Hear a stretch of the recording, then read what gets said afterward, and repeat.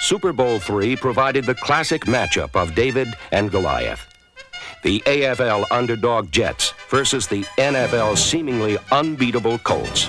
But you got to understand that the whole NFL thing was riding on us.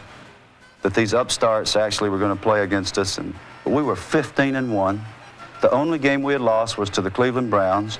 We had just played Cleveland in Cleveland, had beaten them 34-0 for the NFL title, and now we were going to finish up as the greatest team in history. We never recognized the American Football League, never watched their games. I'd never seen Joe Namath throw a football until the warm-ups prior to that game. We didn't recognize him. That was just a semi-pro league that if you couldn't make it in the NFL, that's where you went. Namath would be the central character of an incredible pregame drama in Miami. Ironically, Joe's coach, Weeb Ewbank, had gone to great lengths to avoid controversy. He wasn't entirely successful. Well, the thing that I thought happened in Super Bowl III, that Weeb handled it great. He took us down there 3 days early, turned the players loose, no bed check. Then we started our week preparation for the team, and he brought the wives in. They roomed with their wives.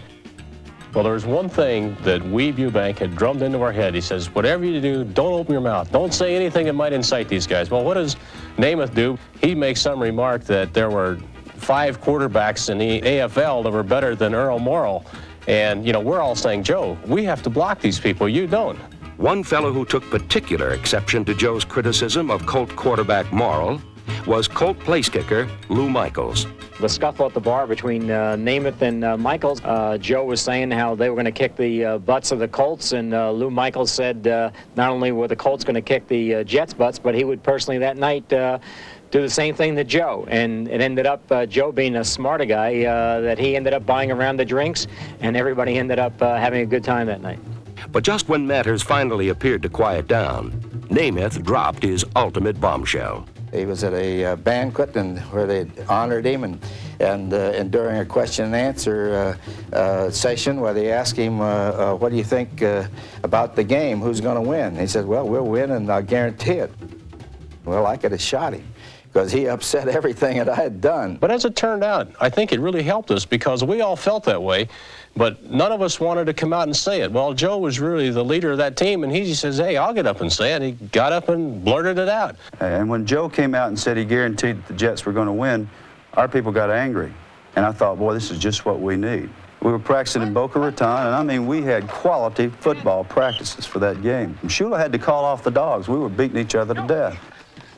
We were favored by 19 points in that game. It was not even supposed to be a game, and we went in there knowing that these guys couldn't beat us. On their best day and our worst, they couldn't beat us. Well, turned out on our worst day and their best, they could beat us.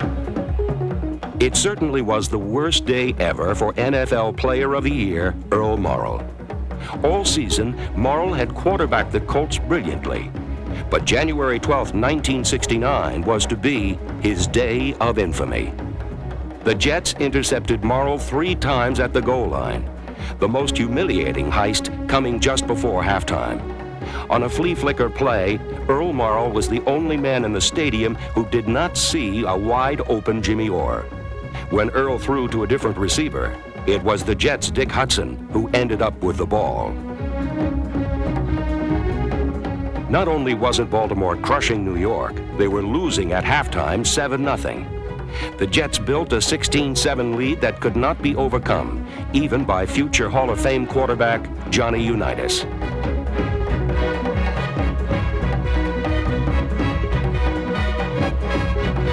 The day instead belonged to the swaggering and outspoken Joe Namath. Namath had guaranteed victory earlier that week.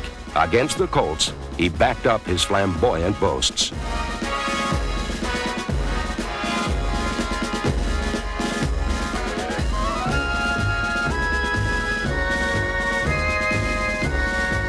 Namath on a handoff to Matt Snell. Snell at the 5.